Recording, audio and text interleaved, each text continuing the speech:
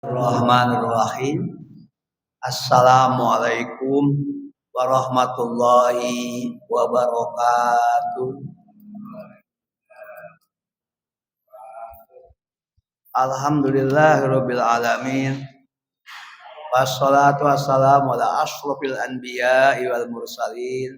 Sayyidina wa habibina wa syafi'ina wa maulana Muhammad wa ala alihi wa ashabihi ajmain. Amma ba'd. Bapak dan Ibu hadirin rahimakumullah, alhamdulillah subuh ini atas izin Allah kita kembali bertemu di masjid dalam keadaan beriktikaf setelah sholat subuh, berzikir dan berdoa. Pagi ini kita akan menjelaskan perang Uhud di bagian dari perjuangan Rasulullah SAW dalam dakwah Islam. Sebelum menjelaskan tentang bagaimana terjadinya peristiwa Uhud atau perang Uhud, saya jelaskan ada 4 hukum perang dalam Islam itu. Yang pertama, perang itu dilarang, diharamkan.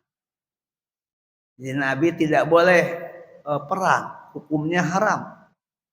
Nah, ini berlangsung selama 13 tahun Rasulullah di Mekah. Itu dilarang perang itu. Yang kedua, perang itu diizinkan. Ini sejak Nabi pindah atau hijrah ke Madinah. Dan yang ketiga, perang itu dianjurkan ketika sudah jelas bagaimana sikap musuh, maka perang dianjurkan. Dan yang keempat, perang itu diwajibkan. Nah, kapan diwajibkan?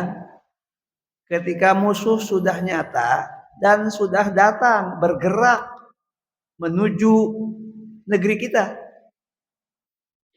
maka posisi hukum perang bergeser dalam posisi yang diwajibkan.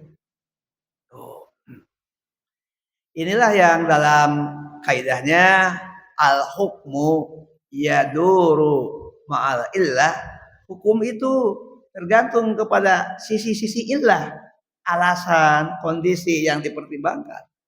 Wujud dan wa'adaman, apakah ada pengharaman atau tidak, atau bergeser menjadi kewajiban.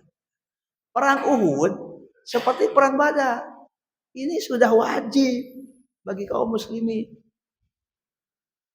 Jadi perang Badar yang kita bulan yang lalu kita ceritakan dan sekarang perang Uhud ini bagi Rasulullah sudah di posisi yang keempat, ini wajib. Kenapa wajib? Musuh sudah merencanakan, sudah menyusun pasukan, sudah mengatur strategi, sudah akan melangkah, bahkan sudah menuju Madinah. Maka bagi Rasulullah itu harus direspon dengan menggerakkan pasukan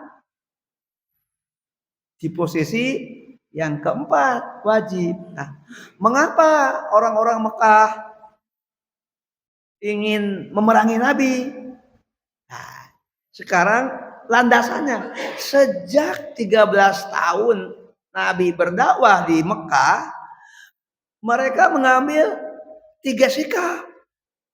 Sikapnya jadi kebulatan tekad mereka itu hasil musyawarah para petinggi di kota Mekah. Petinggi itu menyangkut tentang satu, pedagang. Kenapa pedagang nomor 1? Pedagang itu menentukan, dia punya uang, dia punya modal, dia punya harta. Kan perang perlu dana. Kedua, pemimpin, politisi. Dalam hal ini struktur kepemimpinan di Mekah itu ada tingkat kabilah, tingkat bani, keluarga, bani, kabilah, dan yang tertinggi seluruh pemimpin bangsa Arab. Nah ini kan perlu dilibatkan ini struktur pemimpin mulai dari kabilah-kabilah, bani-bani, dan pemimpin tertinggi. Jadi ada 3 struktur. Paling atas pemimpin seluruh bangsa Arab, di bawahnya pemimpin kabilah, di bawahnya pemimpin bani. Itu. Dan yang ketiga diadap juga para penyair, para pujangga dilibatkan jadi penguasa, pengusaha, cendekiawan lah gitu. Apa kesimpulannya? Kesimpulannya 3. Muhammad harus mati. Ajarannya berhenti, harus ditahan, tidak boleh menyebar kemana-mana, ajarannya harus berhenti. Para pengikutnya harus dibujuk kembali kepada keyakinan lama. Jadi enak kan ucapannya, Muhammad harus mati, ajarannya berhenti, pengikutnya kembali. Nabi ketekan kan ini, tekanan yang luar biasa. Nabi mendapat ancaman. Ancaman yang pertama, pribadi beliau akan dibunuh. Ancaman yang kedua, ajaran Islamnya akan dihalangi, dibendung. Ancaman yang ketiga, pengikutnya dibujuk supaya murtad, kembali ke keyakinan lama. Atas pertolongan Allah kita ceritakan, Nabi tidak terduga, malah Nabi menemukan masyarakat yang membutuhkan. Nabi diundang ke Madinah singkatnya. Sampai di Madinah membuat mereka kaget. Muhammad jadi kepala negara, kepala pemerintahan, panglima perang. Itu oleh sebab itu strategi untuk membunuh Nabi sekarang nggak bisa. Kalau dulu kan Nabinya ada di Madinah, tinggal gimana caranya untuk membunuh. Sekarang Nabinya sudah berdiri sendiri, maka perang itu yang jadi perang Badar. Perang Badar itu lanjutan saja dari strategi yang 3 tadi. Lanjutan dari Muhammad harus mati, ajarannya berhenti, pengikutnya kembali. Tapi kenapa harus perang sekarang? Karena Muhammad sudah berada di kota lain, posisinya sekarang setara. Pemimpin tertinggi bangsa Arab itu namanya wali kota Mekah, Abu Sufyan itu. Pada saat itu sebelum Abu Sufyan yang menjabat itu dari gantian partainya. Kalau Abu Sufyan itu dari Bani Umayyah, ini partai gitu ya. Sebelumnya pemimpinnya itu Abu Lahab dari Bani Hashim. Sebelumnya Abi Thalib dari Bani Hashim juga. Ya kayak zaman modern lah gantian partainya. Gitu. Saya membacanya memang bukan partai, tidak dikenal istilah partai, tapi beti lah, beda-beda tipis. Gitu. Itu kira-kira. Nah, sekarang perang Uhud semangatnya menyala. Merah menyala nih orang Mekah. Kenapa menyala? Kalah di Badar. Jadi kalah di Badar. Sekarang kayak main bola mau balas dendam. Di Badar kalah. Badar itu terjadi pada tahun pertama Hijrah. Ini tahun ketiga. Jadi kira-kira 2 tahun lah kurang lebih. Tidak sampai 2 tahun. Itu antara Badar dan Uhud.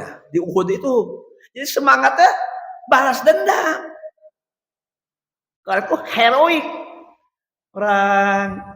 Orang Mekah itu. Udah strateginya tadi 3. Itu kemudian sekarang muncul motivasi baru karena kekalahan di Uhud, di Badar. Lalu mereka mengatur strategi yang canggih. Nah,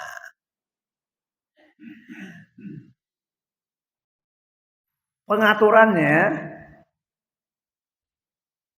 luar biasa. Ini pihak musuh. Pertama, mereka membagi pasukan menjadi dua. Pasukan itu. Ada pasukan yang muncul ke permukaan, artinya berada diletakkan di tempat yang terlihat oleh pihak kaum muslimin. Tapi ada pasukan yang bersembunyi di balik bukit. Itu itulah sederhananya. Kemudian pasukan ini dilengkapi dengan persenjataan yang lengkap. Persenjataannya zaman itu mulai dari pasukan elit, pemanah dia punya, pasukan pelempar namanya banjanik ada, pasukan berkuda yang berkendaraan ada, pasukan yang berjalan kaki kavaleri ada. Jadi ada beberapa pasukan. Pertama dibagi dua dulu, yang diletakkan di depan terlihat dan yang bersembunyi di balik bukit agak jauh. Begitu. Nah, kemudian mereka membawa para penyanyi, biduan-biduan, perempuan-perempuan untuk memberikan semangat. Mereka juga membawa harta kekayaan yang bisa dibawa. Begitu diletakkan ini logistiknya. Nah, ini ada begitu strateginya. Lalu sekarang bagaimana kaum muslimin? Nabi tentu merumuskan ini wajib tadi. Ini bela negara. Karena dalam Islam itu ada etikanya perang. Salah satunya tidak boleh memulai. Jadi dalam Islam tidak boleh jadi agresor. Agresor itu yang memulai melakukan penyerangan, melakukan agresi. Itu tidak boleh. Ketika perang juga tidak boleh sembarangan membunuh. Misalnya menghancurkan fasilitas umum seperti air, sungai. Itu biarkan air itu menjadi milik bersama. Sehingga siapa yang berhasil menguasai air berarti dia menguasai salah satu pendukung, fasilitas pendukung. Tidak boleh memerangi perempuan. Tidak boleh memerangi anak-anak. Tidak boleh memerangi lansia. Kecuali diduga terlibat dalam intelijen. Itu juga harus betul pertimbangan yang matang dari panglima. Gitu. Tidak boleh memulai. Kemudian nanti pada saat membunuh orang, jangan tubuh orang kalau sudah meninggal dihancurkan. Bunuh itu perang itu ketika masih hidup saja, kalau sudah mati jangan dilukai. Orang sudah mati dihancurkan tubuhnya. Itu ada etikanya. Nah, ternyata di zaman modern ini dihitung dalam hukum humaniter, hukum perang yang bersifat manusiawi gitu. Gitu. Di zaman modern. Nah, bagaimana nih Nabi rapat? Karena Nabi pemimpin seluruh kota Mekah, maka Nabi mengundang yang bukan muslim itu perang. Karena ini perang konsepnya bela negara. Nabi mengajak orang Yahudi, mengajak orang Arab musyrikun di Madinah. Kenapa Nabi mengajak mereka? Kan ini konsep perangnya bela kota ini, bela negara. Sementara penduduk di Madinah itu muslim 49%. Yang bukan muslim 51. 51 itu Yahudi 16%, Arab 35%. Kalau dihitung per kelompok, Nabi tetap banyak 49%. Tapi kalau digabungkan lebih banyak mereka 51. Diajak. Jelas saja orang-orang Arab musyrikun menolak. Tidak mau diajak oleh Nabi. Kenapa? Ideologinya sama dengan orang Mekah. Gitu. Jadi jangan dikecilkan ini kesamaan agama. Tidak mau, dia lebih komitmen kepada agama ketimbang komitmen kepada nasionalisme. Nasionalisme itu kepada komitmen membela negara. Jelas orang-orang Arab yang musyrikun menolak karena sama keyakinannya dengan orang Mekah. Yahudi juga menolak, ogah-ogahan. Alasannya menarik. Kami nggak boleh perang hari Sabtu. Kebetulan itu perang hari Sabtu. Nabi berangkat hari Jumat sampai ke Uhud hari Sabtu. Gitu. Jadi kekuatannya jelas saja kekuatan kaum muslimin saja yang terdiri pada dua kelompok, yaitu Muhajirin dan Ansor. Padahal Nabi mengajak. Kalau ditanya kenapa Nabi mengajak, kan ini bela negara. Coba bayangkan bersama nggak dengan zaman modern ini. Kalau saya melihat ada irisan-irisan yang mirip dengan kampung kita ini yang besar ini. Itu.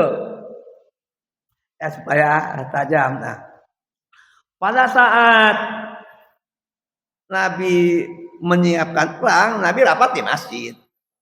Masjid memang jadi tempat pertemuan. Hadir orang-orang yang sebelum perang Uhud itu belum ketahuan sikapnya. Telah perang Uhud itu membongkar mana yang asli, mana yang munafik. Jadi perang Uhud itu nanti salah satu hikmahnya membongkar mana yang loyal, mana yang pengkhianat, mana yang benar-benar beriman, mana yang munafik. Pada saat itu belum terbongkar. Nabi mengajak mereka perang itu untuk bertahan. Strategi kata Nabi, kita bertahan saja di Madinah. Tuh. Kenapa Nabi mengusulkan bertahan? Karena tidak perlu mengorganisir perlawanan pasukan. Masing-masing tetap beraktivitas biasa. Karena berada di rumah masing-masing. Paling tidak Nabi tetap mempertahankan ini sholat berjamaah tetap berjalan. Karena sholat berjamaah itu menjadi unsur penting. Sholat berjamaah itu awal waktu berjamaah di masjid kan tidak ditinggalkan, tetap berjalan. Kedua, tidak perlu ada biaya untuk melangkah, itu kan perlu biaya, perlu pasukan, perlu diorganisir, perlu melangkah, tetap diorganisir, tapi berada di rumah masing-masing. Tidak perlu meninggalkan keluarga, jadi tetap beraktivitas seperti biasa, tapi tetap dalam siaga. Nabi dan yang berikutnya dimungkinkan karena posisi Madinah itu seperti klaster. Jadi Madinah itu tiga sisi itu tertutup oleh gunung. Jadi yang terbuka hanya satu bidang. Ini ada 4 ini kayak meja saya nih. Ini 3. Kiri kanan, ini terlindungi oleh gunung-gunung. Jadi kalau mau juga nanti bertahan, tinggal satu bidang saja. Itu posisi Madinah. Saya ngerti. Nah, rupanya di antara yang rapat itu ada orang munafik yang kelak akan ketahuan. Mereka bertanya dengan cerdas, ya Rasulullah, apakah yang disampaikan tadi itu pendapat pribadi atau wahyu? Nabi menjawab dengan apa adanya, oh itu pendapat aku. Padahal nanti pendapat Nabi itu dibimbing oleh wahyu, tapi ini kan tidak langsung wahyu. Nanti akan ada ayat wa ma yantiqu anil hawa in huwa illa wahyu yuha. Tidak ya. Adapun yang diucapkan oleh Nabi itu terbimbing oleh wahyu. Nah, mereka beralasan kalau itu pendapat pendapat engkau ya Rasul, kami punya pendapat lain. Nabi mendengar, walaupun hati Nabi tetap Nabi ingin bertahan, yang kelak nanti pada perang berikutnya akan digunakan bertahan itu, yaitu pada perang Khandaq. Tapi mereka apa? Kami mengusulkan ini harus jemput bola. Jadi musuh jangan diberi kesempatan masuk ke kota kita hadang. Gitu. Kita harus menyiapkan pasukan. Kita hadang musuh sebelum dia masuk ke kota kita. Karena itu kita harus keluar. Dan ini didukung oleh cukup banyak yang mendukung pendapat ini. Nabi mengikuti. Inilah namanya musyawarah, itu Nabi tidak memaksakan kehendak Nabi. Nabi menyetujui bahwa perang ini kita akan menghadang dengan cara menyiapkan pasukan. Kita harus keluar sebelum musuh datang mendekat ke Madinah. Rasul sudah keluar dari Madinah, makanya titik pertemuannya di Uhud. Gitu. Rupanya belakangan tahu ini strategi. Orang-orang munafik gabung kepada Rasulullah sehingga jumlah pasukan itu berjumlah 1.000 orang. Nabi berhasil. 300 orang dipimpin oleh Abdullah bin Ubay. Nah, yang 300 inilah nanti dia rapat sendiri. Setelah selesai dengan rapat Nabi, dia melakukan jadi semacam gerakan oposisi, rapat terpisah. Apa? Akan melakukan pengkhianatan kepada Nabi.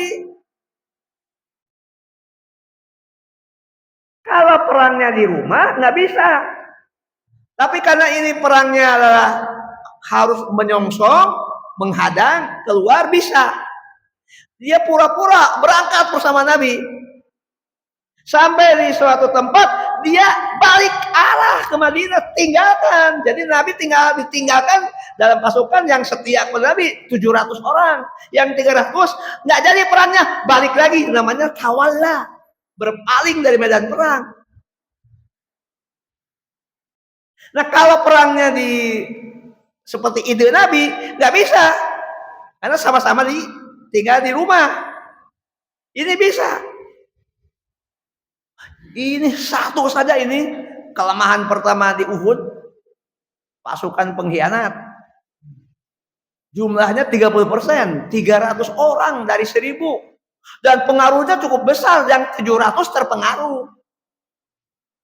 Mentalnya, nanti balik lagi. Jadi dia pura-pura saja perang, ya, namanya itu tidak terkontrol, dia tahu jalan, Nabi lanjut menuju satu tempat yang disepakati Uhud, ini balik lagi. Satu, jadi perang Uhud, perang yang ditandai oleh gerakan pengkhianat, yang yaitu yang dalam istilah tawalla itu berpaling dari medan perang, balik lagi lah saudaranya. Dan kelak pasukan yang 300 itu akan diketahui itu sebagai orang munafik. Gitu. Jadi perang Uhud membongkar. Jadi kaum muslimin di perang Uhud itu kalau saya analisis dibagi 3. 1, pasukan pengkhianat yang balik lagi. Pasukan ini nanti dikenal sebagai orang munafik. Kedua, pasukan kaum muslimin yang lemah dan ini jumlahnya banyak. Yang ketiga pasukan yang setia kepada Nabi jumlahnya sedikit. Sebagian sejarawan menyebut itu hanya sekitar nggak sampai 20 orang, antara 10 sampai 15 orang yang setia dari 1000 itu. Seperti itu gambarannya nih. Gambarannya. Nah, yang 300 yang pulang balik lagi, yang 700 maju. Nah, yang 700 itu kebanyakan pasukan yang kelompok kedua yang lemah dan yang setia. Lalu Nabi mengambil posisi di Bukit Uhud.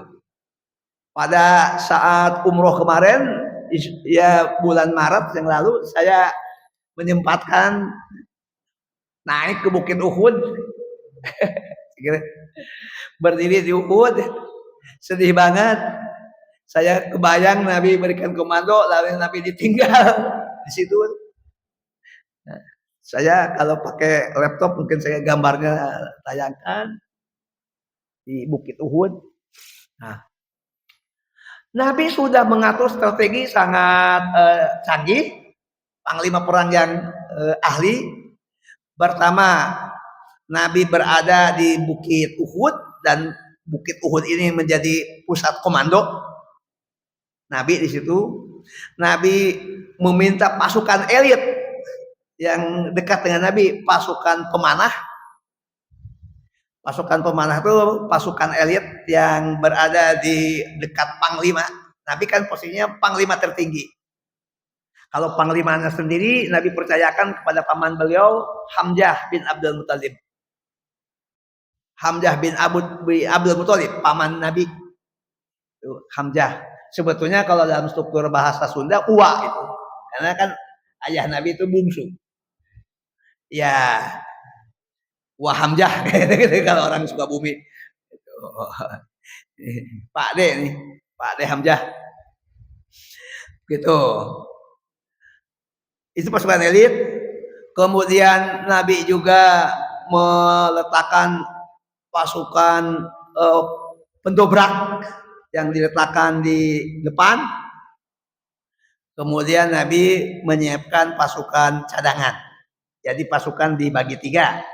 Pasukan pendobrak, pasukan cadangan, pasukan elit yang berada di dekat Nabi. Nah, Nabi meminta semuanya tidak boleh bergerak sendiri. Tunggu komando. Jangan mengkhianati ulil amri. Ulil amri itu pemegang perintah Nabi. Panglima. Begitu. Jadi, nah, apa yang terjadi? Pasukan pendobrak kaum muslimin ketemu dengan pasukan front depannya musuh. Kan ketemu, karena si musuh juga mirip lah strateginya. Si musuh kan menyiapkan ada pasukan cadangannya tersembunyi. Kalau Nabi nggak tersembunyi, ini pasukannya di balik bukit tersembunyi. Nah, pasukan depan itu sudah langsung dihadang oleh kaum muslimin dan mulai kocar kacir.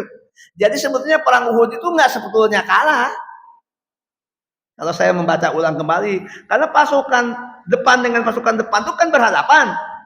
Saat berhadapan itu pasukan kaum muslimin menyerang, betul-betul membuat musuh gentar. Nah, tapi pas saat diserang betul-betul kalah, dia mundur. Tapi meninggalkan harta yang dibawa dia tinggalkan.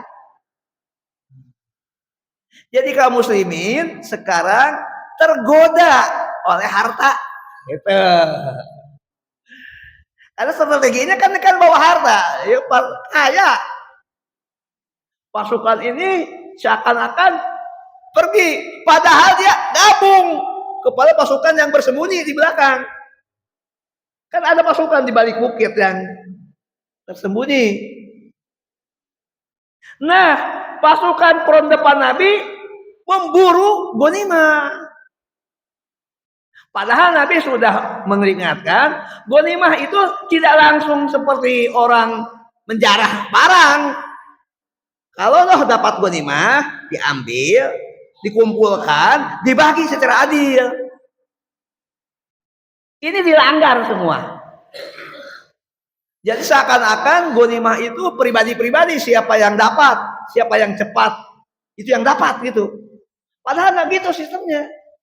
Dikumpulkan, lalu nanti oleh Nabi akan dibagi. Ini seperti orang menjara. Karena ini ditinggalkan oleh pasukan elit kafir Mekah, padahal dia gabung mengelilingi Bukit Uhud, muter agak jauh, gabung kepada pasukan di belakang yang teman-temannya, ini tinggalkan. Nah, pasukan terdepan tuh lari menjarah ghanimah dan melanggar. Kalau Nabi kumpulkan, nanti usai perang dibagi. Itu konsepnya. Ini seakan-akan hukumnya siapa yang cepat itu yang dapat. Melihat pasukan depan sudah mengambil harta, pasukan cadangan kabita. Apa itu kabita? Kabita itu tertarik. Lah saya kalau tidak ngambil nggak dapat. Kalau hukumnya begitu kan siapa yang cepat dapat. Padahal walaupun tidak ngambil kan dikumpulkan, nanti dibagi rata oleh Nabi. Apa yang disiapkan oleh Nabi nggak didengar. Jadi ada semangat menyalahi perintah Nabi, tertarik harta. Itu poinnya. Pasukan ini, pasukan cadangan lari gabung. Melihat pasukan cadangan lari, pasukan elit tergoda juga. Ampun. Karena kalau nggak keburu kehabisan, dia berpikir, lah kalau gini sistemnya, kapan saya dapat? Sejak pasukan elit gabung juga ke sana, udah kacau. Nabi udah ditinggalkan sendirian. Yang setia kepada Nabi itu, kalau menentukan belasan lah, sejarawan nggak sama sepakatnya. Tapi dari 700 itu mungkin sekitar 20 orang atau lebih kecil lagi. Salah satunya yang bertahan Hamzah. Jadi Nabi ditinggal. Jadi apa kesimpulan saya? Satu, perang Uhud itu menggambarkan ada pengkhianat awal orang munafik. Kedua, tergoda oleh harta.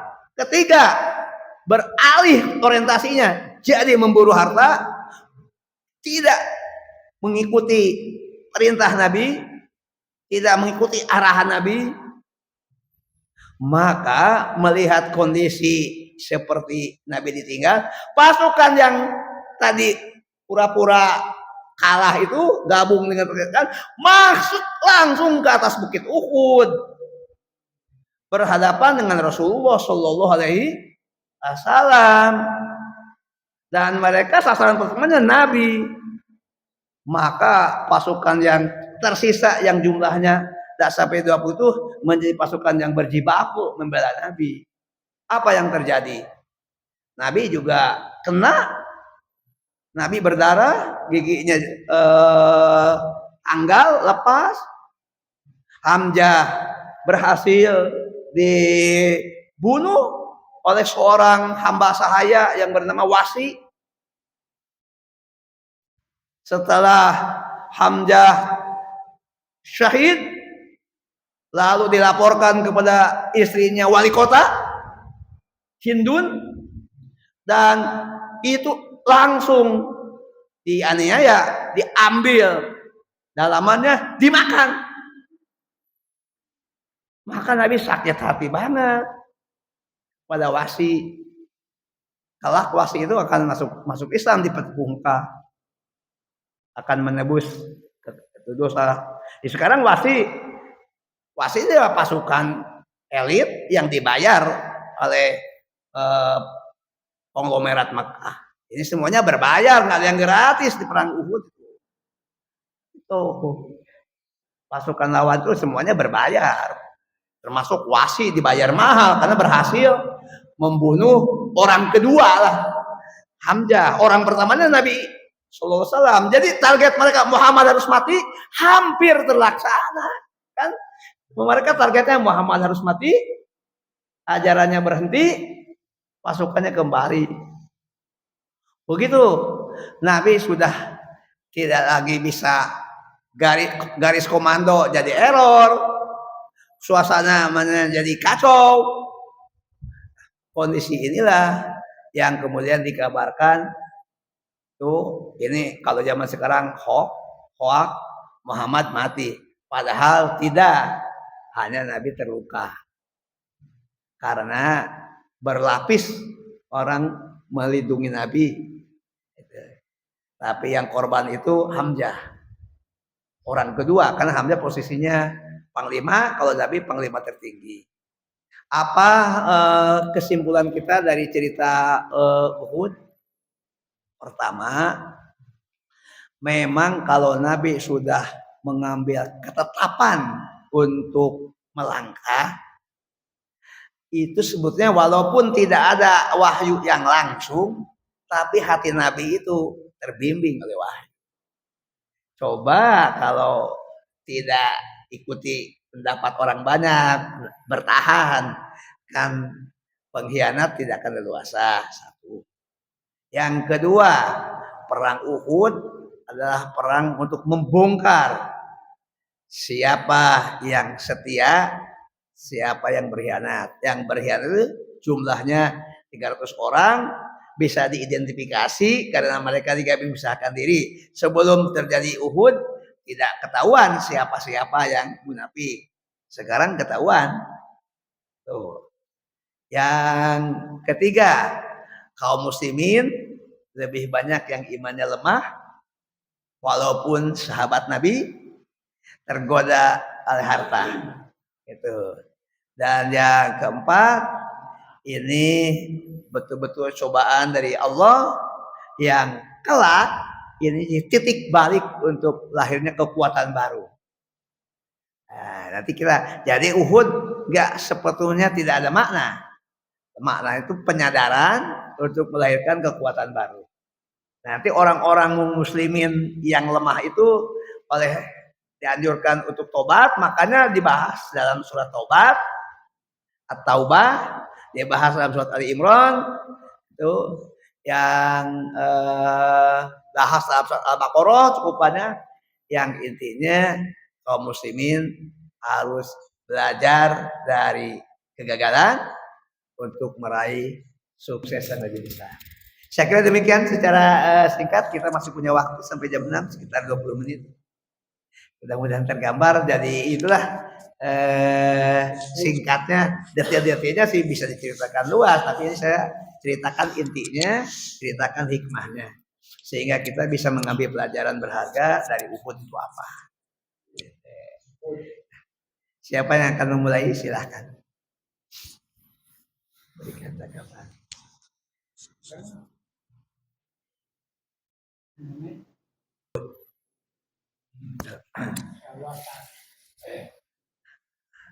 Ada yang ingin menyampaikan? Jelas.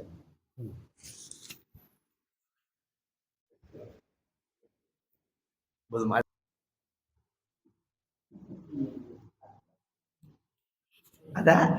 Ada yang menyampaikan? Baik. Hadirin, orang munafik itu sebetulnya orang kafir. Ini catatan. Tetapi orang kafir yang pengecut. Karena dia menyatakan beriman, padahal di hatinya kufur. Ini disebut pada surat Al-Baqarah yang insyaallah kita semua hafal. Wa minan nasi may yaqulu amanna billahi wa bil yaumil akhir wa ma hum bimu'minin. Dan di antara manusia di Madinah ada yang mengatakan kami beriman kepada Allah, kami beriman kepada akhir, padahal mereka bukan orang beriman. Nah, inilah tentang munafik. Jadi kalau beriman itu melahirkan 8 item, iman yang kita miliki itu akan melahirkan 8 dalam diri kita. Coba kita hitung satu-satu. Kita dengan iman itu dimulai kita mengucapkan. Terutama orang yang pindah agama bisa ketahuan dia mengucapkan 2 kalimat syahadat. Asyhadu an la ilaha illallah wa anna Muhammadar Rasulullah. Kalau kita mungkin dimulai sejak kecil mengucapkan 2 kalimat syahadat dan terus 2 kalimat syahadat dibaca di dalam sholat, dibaca dalam la ilaha illallah jadikan zikir. Jadi kekuatan satu itu mengucapkan. Dan terus kita mengulang-ulang ucapan itu lewat zikir, lewat doa. Yang intinya mengucapkan la ilaha illallah Muhammadur Rasulullah. Nah, lalu kekuatan yang kedua, pengucapan ini kemudian ditopang oleh pengetahuan. Pengetahuan itu dibagi dalam 3 tingkat, yaitu mengetahui, mengerti, memahami. Kalau mengetahui masih secara umum, kalau mengerti sudah mulai tahu detail-detailnya, kalau memahami itu lengkap, mendalam, menyeluruh. Jadi ini sebut saja 1 mengucapkan, 2 mengetahui, 3 mengerti, 4 memahami. Tuh. Nah, ini lalu turun ke hati. Di hati ada 4. Tuh, betul-betul kalau dia betul-betul iman 4. 1, dia akan meresapkan. Yang kedua, menghayati. Yang ketiga, mengakar. Yang keempat, menjiwai. Jadi kalau digabungkan dengan tadi 8. Mengucapkan, setelah mengucapkan mengetahui, mengerti, memahami, meresapkan, menghayati, menjiwai, mengakar di hati. Mana yang menentukan kualitas iman? Di hati. Ini sudah 8. Nah, yang 8 ini akan melahirkan sikap dan akan mendorong perbuatan. Jadi kalau digabungkan 10 secara psikologis. 10. Nah, kita tinggal perbaiki aja bagian mana nih orang beriman. Oh, pikirnya kurang, ucapan. Baca Qur'annya jarang, ucapan. Ini ucapan. Ilmu kurang. Itu bergeser, mengetahui, mengerti, memahami. Lalu yang paling penting ke hati. Di hati ada 4. Jadi 1, 3, 4 kan 8. 1 mengucapkan, 3 di wilayah ilmu, 4 di hati. Kita bergerak itu saja rawat. Lalu bagaimana sikap kita? Bagaimana perbuatan kita? 10. Ini tahapan-tahapan psikologi seperti itu. Saya tulis, ada bukunya yang tulis. Saya ajarkan kepada para mahasiswa supaya mudah memahami. Nah, orang munafik cuma mengambil 1 dari 10 itu. Orang munafik hanya mengambil 1, yaitu ucapan saja. Paling-paling munafik zaman orang ditambah dengan mengetahui, ditambah dengan mengerti, memahami, tapi tidak meresap, tidak menghayati, tidak menjiwai, tidak mengakar. Jadi orang munafik itu yang pokok ngambil 1. Ada yang di zaman modern orang munafik melangkah. Pengetahuan tinggi, mengetahui, mengerti, memahami. Tapi di hati kan sikapnya menolak, mundur, itu sikap.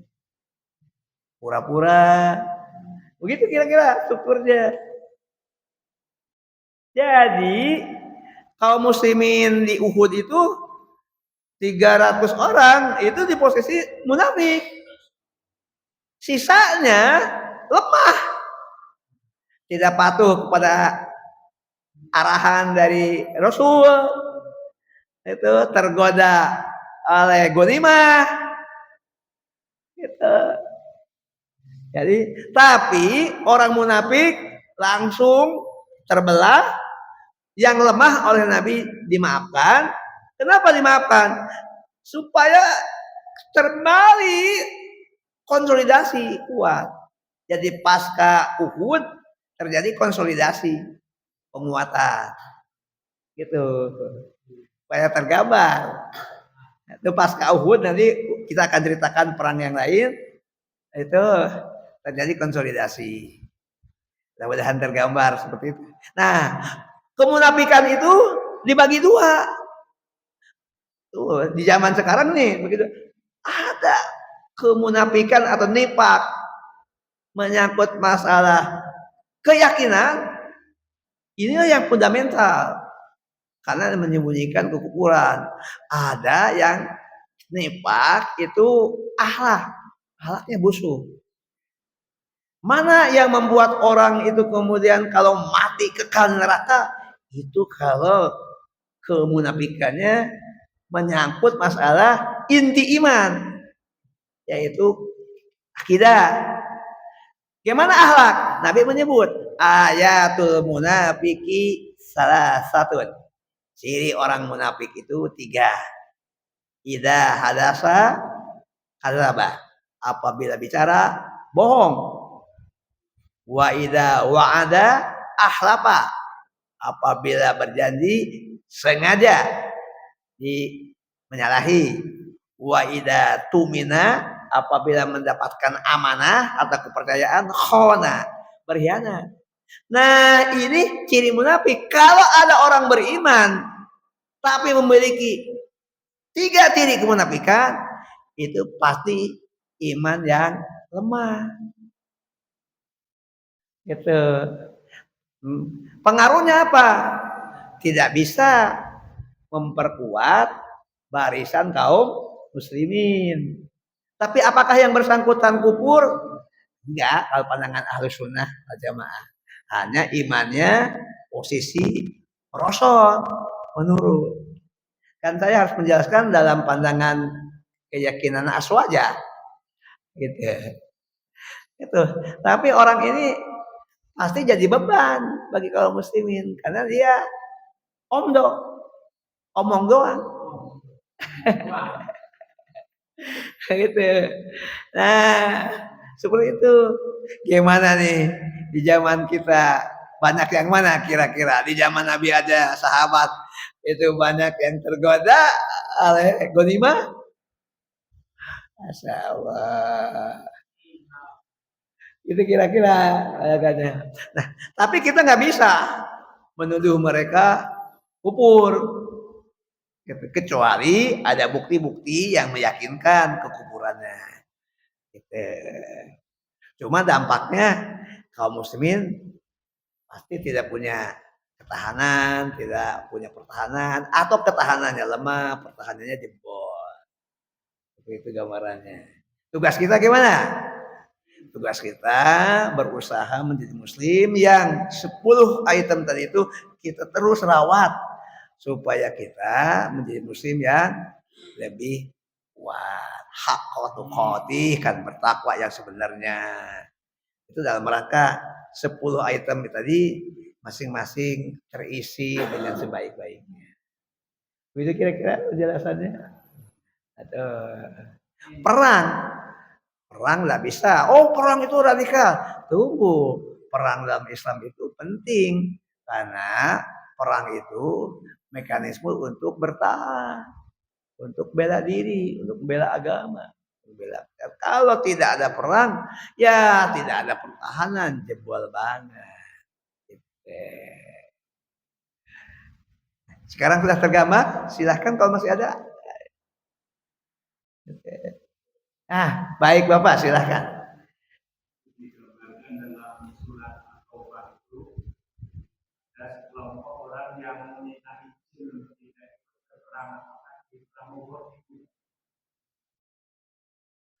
Ya, meminta izin perang itu sebetulnya Nabi itu wewenang panglima. Iya, tunggu dulu. Nah, izinnya kepada Nabi.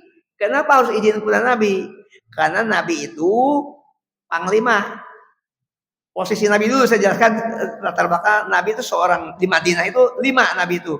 Beliau nabiyan, beliau seorang nabi, seorang rasul, sekaligus kepala negara, kepala pemerintahan, panglima tertinggi, pati tertinggi. Jadi minta izin kepada Nabi.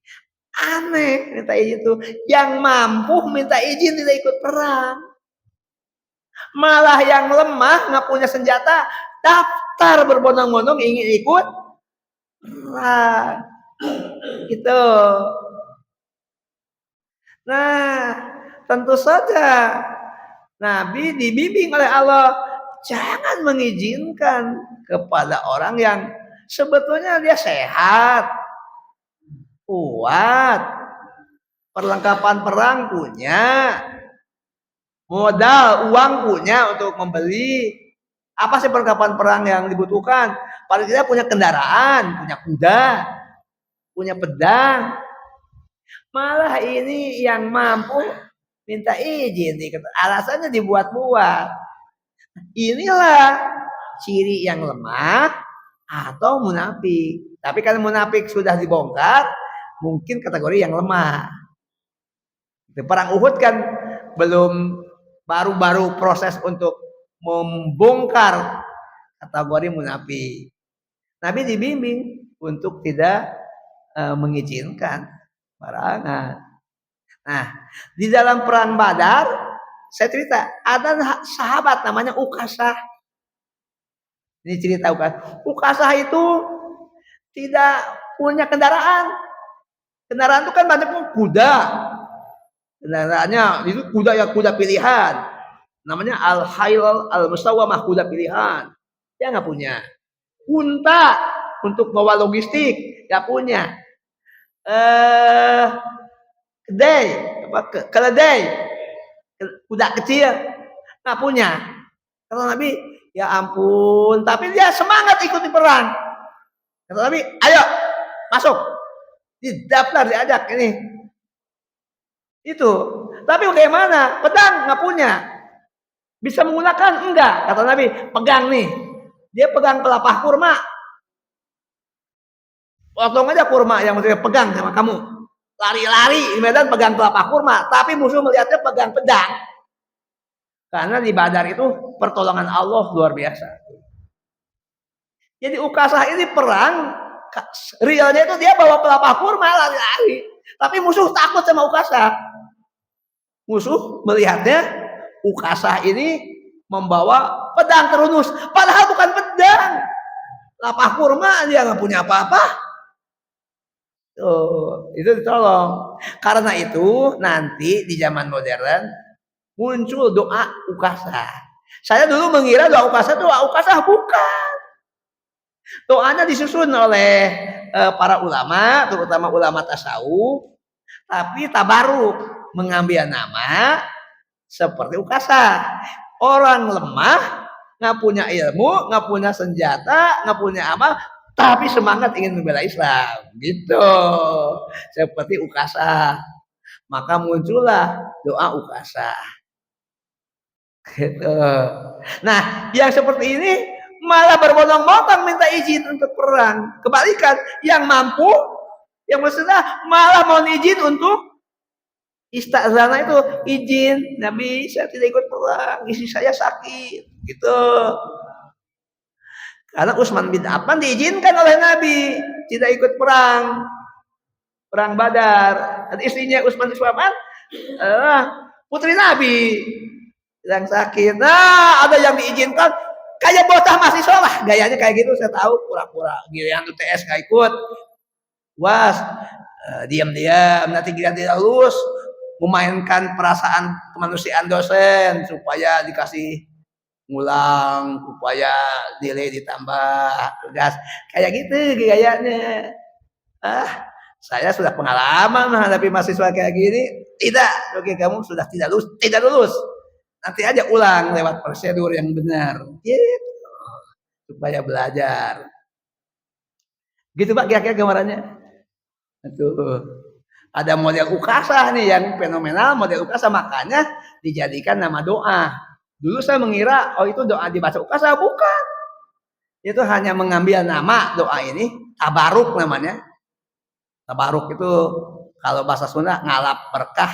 Apa maksudnya? Mengharapkan mendapatkan keberkahan seperti profil ukasa begitu. Masih ada lagi yang lain? Cukup? Oh, sudah jam 6 ya. Bapak dan Ibu yang terhormat, mudah-mudahan kajian kita tentang walaupun singkat, padat tentang perang Uhud ada sesuatu yang membuat iman kita lebih mantap, lebih kuat, sikap kita lebih kokoh, kita mengambil pelajaran berharga itu dengan peristiwa Uhud karena substansi Uhud itu akan tetap ada. Apa substansinya? Orang yang berbuat dolim akan tetap ada. Pengkhianat akan tetap ada. Yang tertarik kepada harta akan tetap ada, bahkan bertambah. Yang berani melanggar perintah Nabi juga akan tetap ada. Jadi apa yang terjadi di Uhud substansinya akan terus berkembang pasca Uhud sampai zaman sekarang. Tinggal kita menentukan posisi, menentukan sikap. Sikap yang kita sama-sama harapkan, kita bersikap istiqomah. Lalu kita berusaha untuk mengembangkan diri jadi muslim yang lebih kuat, lebih kuat, lebih kuat. Sehingga pada saat Allah mengambil ruh dari tubuh kita, seperti pesan Al-Quran, wala tamutunna illa wa antum muslimun. Janganlah kamu mati kecuali dalam keadaan kamu benar-benar berserah diri kepada Allah. Amin ya rabbal alamin. Hadirin itu saja yang bisa disampaikan. Mari kita sama-sama mengakhiri taklim kita dengan membaca doa kifarat majlis. Bismillahirrahmanirrahim. Subhanakallahumma wa bihamdika asyhadu an la ilaha illa anta astaghfiruka wa atubu ilaik. Walhamdulillahirabbil alamin. Hadanallahu wa iyyakum ajmain. Assalamualaikum warahmatullahi wabarakatuh.